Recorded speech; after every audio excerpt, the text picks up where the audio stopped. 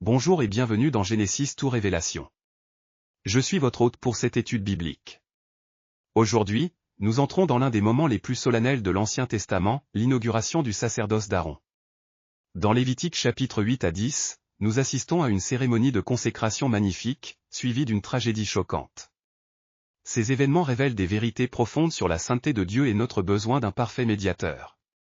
Lisons ensemble Lévitique 8, versets 1 à 3, l'Éternel parla à Moïse, et dit, prends Aaron et ses fils avec lui, les vêtements, l'huile d'onction, le taureau expiatoire, les 2 béliers, et la corbeille de pain sans levain, et convoque toute l'assemblée à l'entrée de la tente d'assignation. Moïse accomplit exactement ce que l'Éternel lui a commandé. Il lave Aaron et ses fils, les revêt des vêtements sacrés, et verse l'huile d'onction sur la tête d'Aaron. Cette consécration dure 7 jours complets. Au 8e jour, Aaron offre ses premiers sacrifices comme souverain sacrificateur. Mais alors qu'Aaron accomplit fidèlement ses devoirs, ses fils Nadab et Abihu prennent leurs encensoirs et offrent devant l'Éternel du feu étranger. Lévitique 10h2 nous dit, alors le feu sortit de devant l'Éternel, et les dévora, ils moururent devant l'Éternel. Aaron, dans sa douleur, garde le silence devant la justice divine. 4 détails cruciaux sont souvent négligés dans ce passage. Premièrement, remarquez que Moïse agit comme sacrificateur pendant la consécration d'Aaron, il est le médiateur qui consacre le futur médiateur. Deuxièmement, les 7 jours de consécration ne sont pas arbitraires, ils représentent la perfection divine. Troisièmement, le feu étranger de Nadab et Abihu était probablement de l'encens offert à un moment non autorisé ou d'une source non sacrée.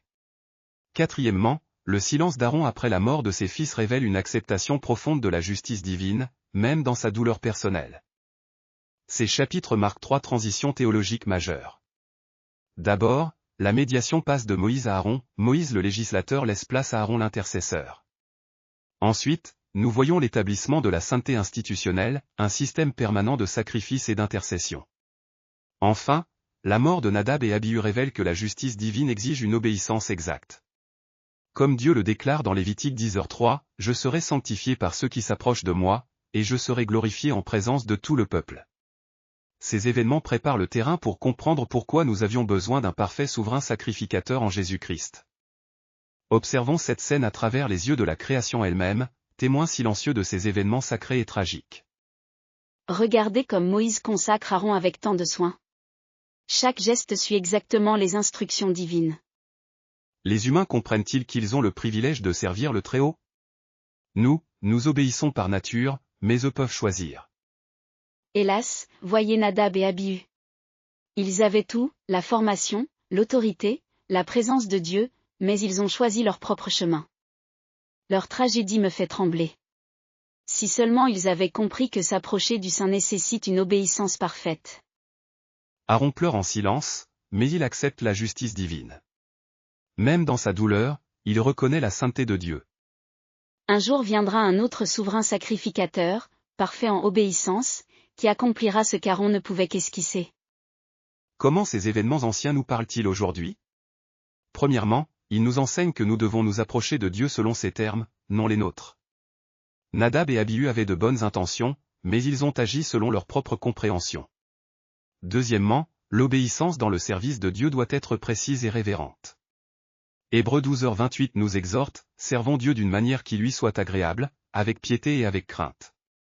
Enfin, remercions Dieu pour Jésus, notre parfait souverain sacrificateur qui accomplit parfaitement ce qu'Aaron ne pouvait que préfigurer. Christ n'offre jamais de feu étranger, son intercession est toujours parfaite. Prions ensemble. Père Céleste, nous te remercions pour la leçon solennelle de Lévitique 8 à 10. Aide-nous à nous approcher de toi avec révérence et obéissance. Merci pour Jésus, notre parfait souverain sacrificateur, qui intercède pour nous sans défaut. Que nos vies te glorifient par notre obéissance fidèle. Garde-nous de présumer de ta grâce, mais aide-nous aussi à nous réjouir de l'accès que nous avons par Christ.